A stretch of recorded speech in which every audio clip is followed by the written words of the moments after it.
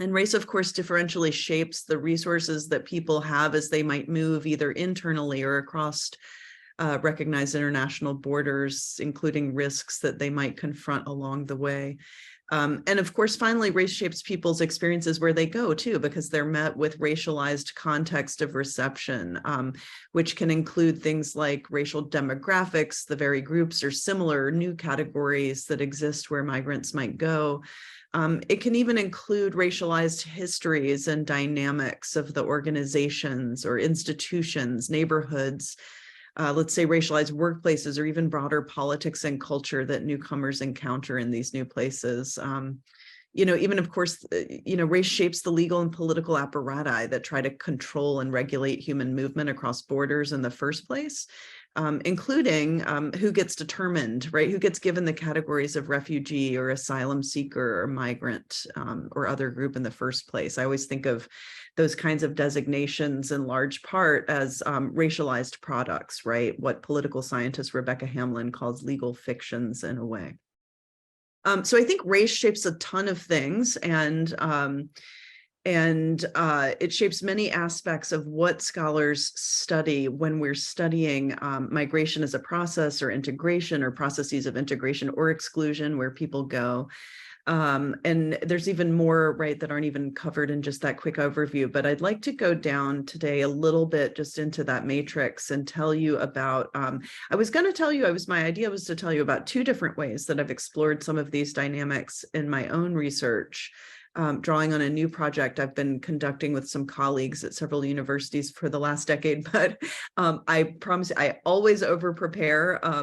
And I prepared a little bit on that skin tone colorism article that Yumiko was talking about. And then I prepared some new work after reading rereading a publication by the Refugees in Towns Project, and I always over-prepare. So I'm going to run out of time, I bet, after the first one.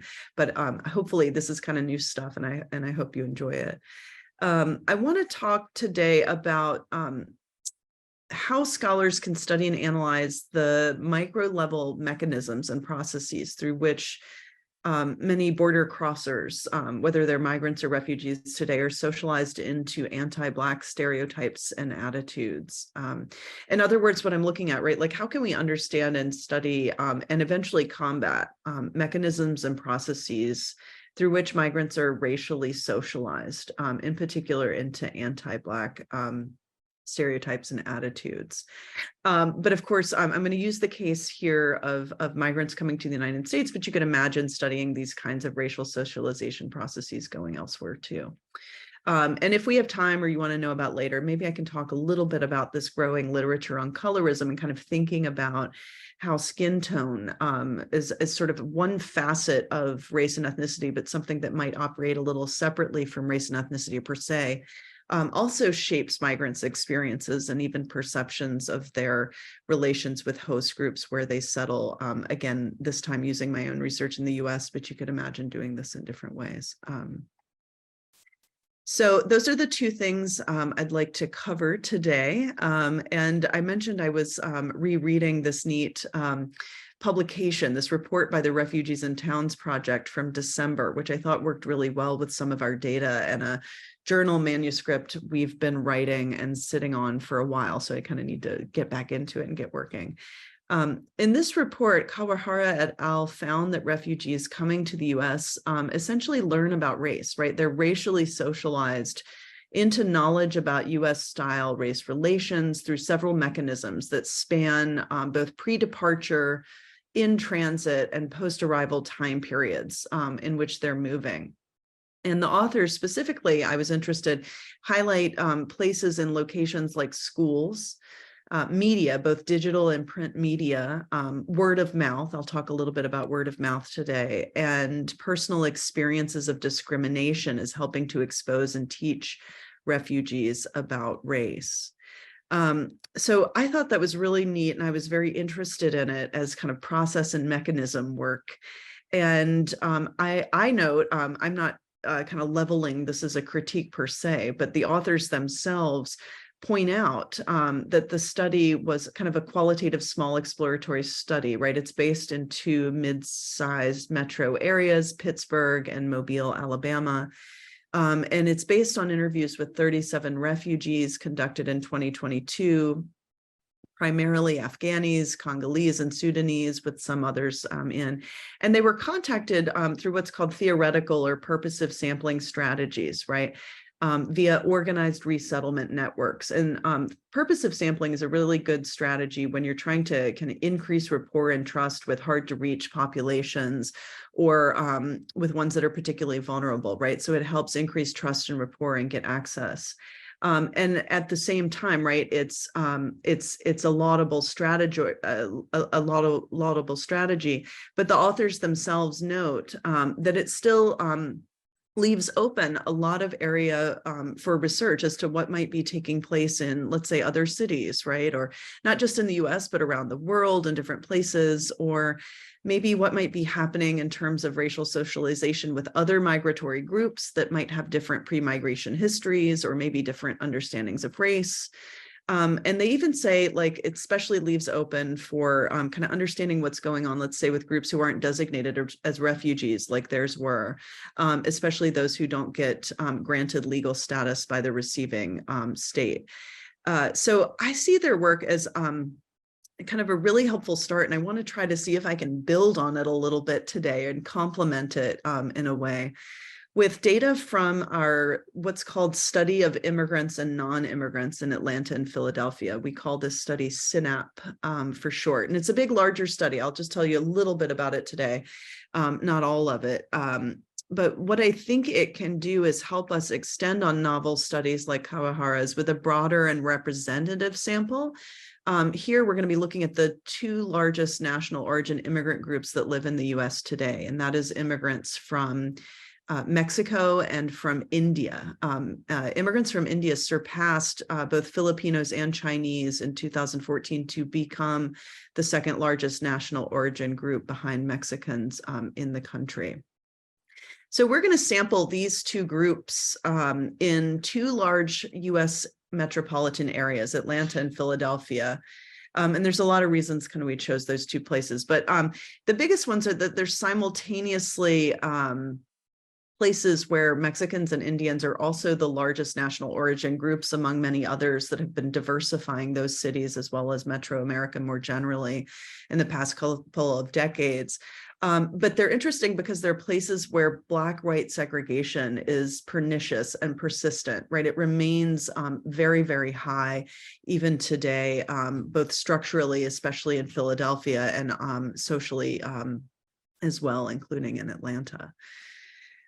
So the larger study, we also have samples actually of US-born whites and US-born Blacks in both cities, but I just want to tell you about the samples of the immigrant groups today. We started by fielding the main survey component of the study by telephone with a sample of 500 foreign-born Mexicans and 501 foreign-born Indians in 2013. And we used a stratified sampling design for both groups. First drawing a random digit dialing sample, both of landlines and cell phone numbers, to try to minimize selection bias as people have moved towards cell phones.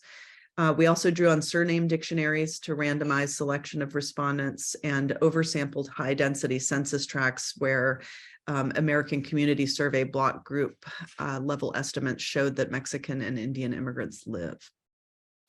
To be eligible for the survey, respondents had to be 18 years old, to be a resident of one of the 5 counties within each of the metro areas that we were studying that you can see listing here, including the county that hosts the central city, Fulton and Philadelphia. And respondents had to indicate that they were born in Mexico and India. And our surveys were conducted in either English or, for the Mexican sample, Spanish.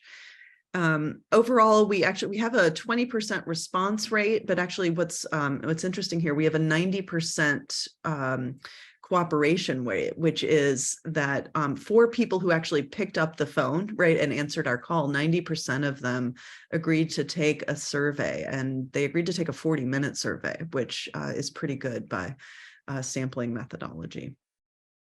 So we have a lot of demographic, socioeconomic, immigration-related status markers that are actually quite reasonably representative of the two groups' respective populations in Metro Atlanta and Philadelphia. And we can even weight some of our data, right, based on their broader profiles in those two areas. We even have data on where 68% of the Mexican sample and 85% of the Indian sample live, using a voluntary cross streets question that we asked at the end of the survey.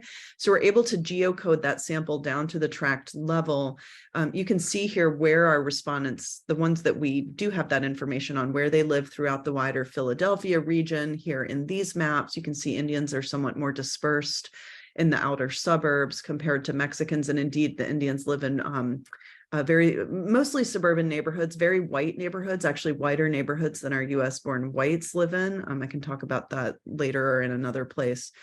But their dots you see here are overlaid onto the proportion that is either Hispanic for the Mexican sample or Asian for the Indian sample per census tract based on 2012 ACS data. And what I'm going to be talking about today actually is some of the qualitative data. A year after we conducted the survey, we recontacted 114 respondents to follow up with semi-structured in-depth interviews. A little over half of our immigrant sample, 58% for Mexicans and 52% of Indians, had agreed to be recontacted and followed up for interviews in our survey. So we were able to go back and ask them deeper questions, right, about their life histories and kind of get from their own words, right, how they've experienced adjusting to life in these two metro areas, kind of where they have exposure to or contact with or not other people, where they live, and basically kind of how things have gone. So the interview data were intended to explore several aspects of the variables and concepts we asked about in the larger survey, but kind of allow us to probe down more deeply as well into kind of the ways people really make me, qualitative data, interview data are really good at kind of understanding how people make meaning of things around them, the world around them, including, let's say, racial dynamics and categories and groups around them and processes. And they let us kind of identify micro-level processes through which, broader patterns and outcomes might be developing. And so I may not get to show you all of our quotes here. We have some really good quotes. I'm kind of getting into all these interview quotes, but one of the overarching patterns in our data is that both of these national origin migrant groups at the collective level, I'm talking at the collective level, not just kind of every individual, but at the collective level, they harbor and display significant anti-Black sentiment and engage in significant anti-Black distancing in both metro areas. So I want to kind of use our qualitative data to query where do they learn about race? Where are they learning specifically about African Americans? Where are they learning these kinds of stories and messages? What's in those stories and messages? And how do they process and think about them in this larger project of, or process, I should say, of racial socialization as they come from their home countries to the United States? So it's still data in progress, but I did find some similar mechanisms and processes, I think. And I do think you can also see these at work in Kawahara et al.'s study of refugees, as well as in various other studies that have recently been published on the topic of immigrant racial socialization. So I'll talk about each of these in turn.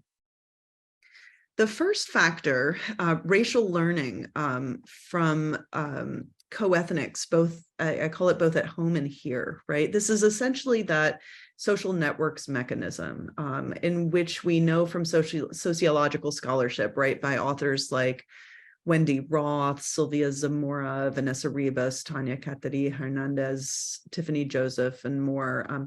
We know that ideas about racial groups and racial categories and dynamics travel, right? They pass through social networks to reach other people, right? And these are not often, bounded spatially. So it's common among both of our samples for people to claim that they don't know much about race or about American racial groups or dynamics before they come to the US, or, maybe it's common that they say they just know a little, a couple of them say they've heard about slavery or about Martin Luther King Jr. Maybe a couple have said they've heard whites are really racist in the US, right? They kind of claim to sort of not know much. But that's not always 100% accurate, as Sylvia Zamora has documented in Mexico. Our Indian interview respondent, Iditri, also explained, right, that even though She didn't know much about American race relations before coming to the US. She had already been warned by various relatives there that before even coming here, right, that African Americans are dangerous. I hate to say this, but I know that people in India used to say, like, Black people, beware of them. And even people now say it here too. Like, what people? Had they been to the US? No, they hadn't been to the US, but people have those assumptions. They draw on things like that. And I hate to say it, but people in India still have that notion. And it's not well founded, but people do have that notion, and it's very disheartening. It's not warranted as far as I'm concerned. Right. And we ask, then why do you think it's perpetuated? Well, I think it's the racial biases that people have, and people aren't willing to put in enough time or thought in terms of what they say. Like, my aunt just came from India this weekend visiting, and she mentioned to me, since a couple she's visiting in New Jersey said some Black people killed somebody, so be careful of them. Right. This anti-Black racism, another Indian respondent, Trisha, tells us has deep roots in colonial and imperial legacies back in India, but it also reflects social class inequalities in the US, where many Indian immigrants today, according to our respondents, try hard to distance themselves as a quote unquote model minority from African Americans whom they can see and associate with in poverty in the US. And I'm going to say, despite their very different socioeconomic and residential positioning, some of our Mexican respondents also point to co-ethnic family and friends as key sources of their racial knowledge and learning.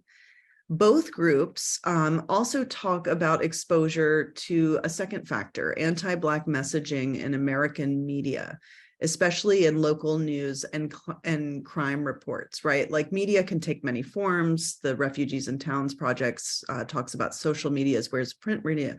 And it looks like in our data, local news, particularly local TV, and kind of racialized reporting on crime statistics actually kind of develops these ideas and specifically avoidance tactics among both Indians and Mexicans where they live. And finally, a third factor, I think we'd be remiss to leave whites out of the equation, right? To kind of say that a lot of this is about just racialized message that circulate among immigrants and co-ethnic communities themselves or come broadly from media. It's also the case that having direct contact with whites sometimes teaches both our Indian and our Mexican samples stereotypes, right? Stereotypes that lead to avoidance practices of entire areas that they might code and associate with what sociologist Elijah Anderson calls the iconic Black ghetto. And it even includes, for example, avoidance strategies of people that they might live in close proximity to, including for some of our Mexican sample. In the interest of time, I will kind of pull this all together. These three factors, maybe even among others, contribute to what we see as a dominant pattern of kind of fear and avoidance of contact, specifically with African Americans. Our Indian immigrant and Mexican immigrant samples have varying levels of exposure to US-born Blacks, but that doesn't always translate into contact, right? They live in these very highly segregated environments where they quickly learn to see this racial divide, to describe their areas as very segregated, to associate whiteness with high status and Blackness with low status, and therefore to distance not only from individual African Americans, but also from Black spaces more generally. And we think that this avoidance is not helpful because in our data, in our quantitative survey data, having more frequent direct contact with US-born Blacks increases both groups' welcoming toward and desire to get to know them. It also increases their sense of being welcomed by US-born Blacks. And in some of our newer models we're running, it even increases their trust in US-born Blacks, even after we control for tons of factors, including local diversity indices, migrants' perceptions of discrimination, and valence. So I'll just leave with this kind of, I had some examples of ways in which that contact can help. But I think that, if we're thinking about, as the Refugees in Towns Project does, where are the intervention points where we can make a difference, right? I'm not going to pretend that contact theory has all the answers for solving this, it's a very broad, big process of racial socialization. And I think we've seen throughout American history for multiple groups, and we kind of continue to see today among both refugees and migrants. And it's not the case, right? They just kind of bringing people into contact will kind of solve everything. But I do think it's one area where we could kind of chip away, right? We could kind of chip away at the messaging that immigrants are getting. The Refugees in Towns Project suggests, right, that we might be able to insert anti-racist curricula within various parts of the refugee journey. Various sociologists have also suggested, right, that kind of with time and passage into the youth and next generation, that many children of immigrants will kind of grow up with greater exposure to and contact with African Americans, and therefore take on kind of more positive stances toward them, attitudes toward them, and appreciation for the history of Black struggle. But I think our data also show that even in the first generation immigrant generation, that offering more opportunities to come together and have more frequent contact with each other and to get to know each other can have really ameliorative, on that, results. Thank you. Great. Thank you so much, Professor. It was truly fascinating to hear your research and, the interconnection of the race and also discrimination and also the similarity with our Refugees in Towns project. So we truly appreciate that. So in the interest of time, I would like to move on to the Q&A session if you have any questions. So please feel free to, type your question in the Q&A, and you can find the small button in your bottom of your screen.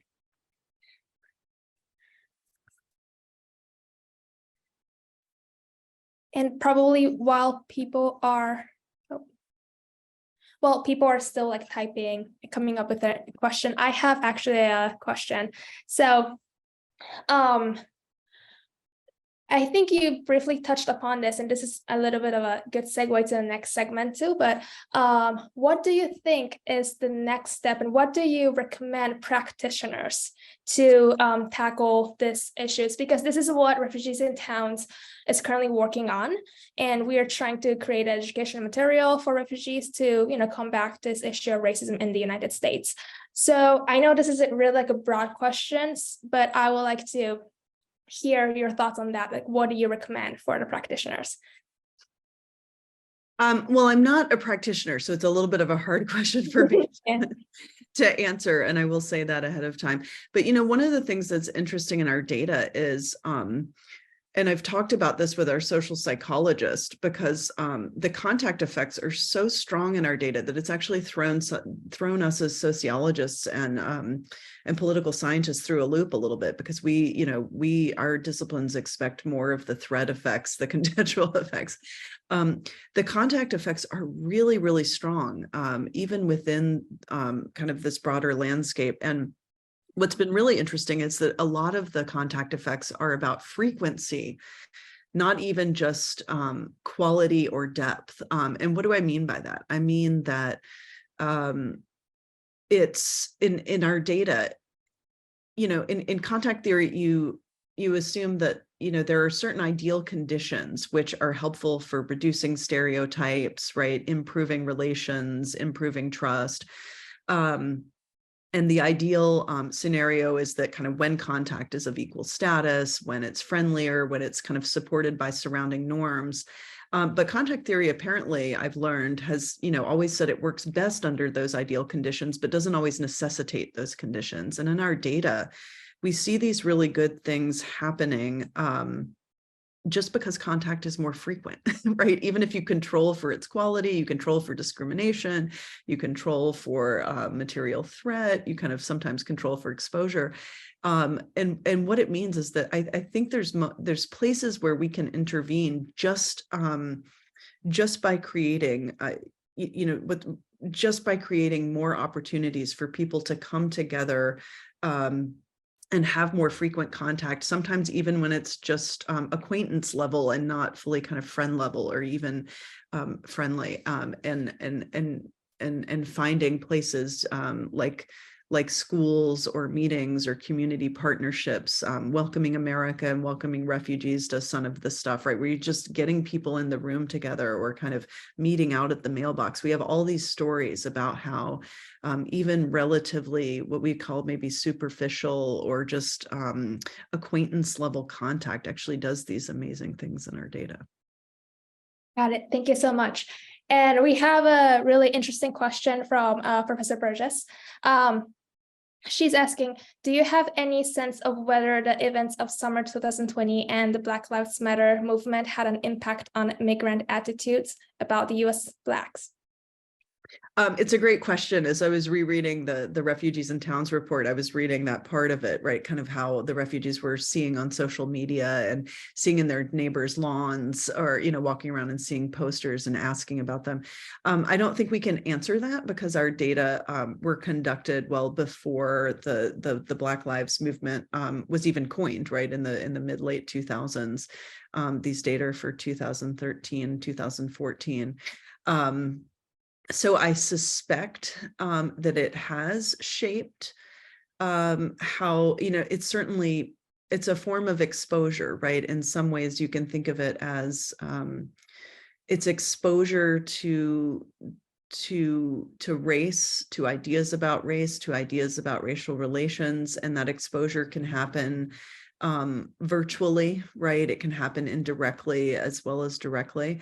But there's probably likely reason to hypothesize that it shaped people's understandings of race differently depending on, the range of the characteristics that they bring as well.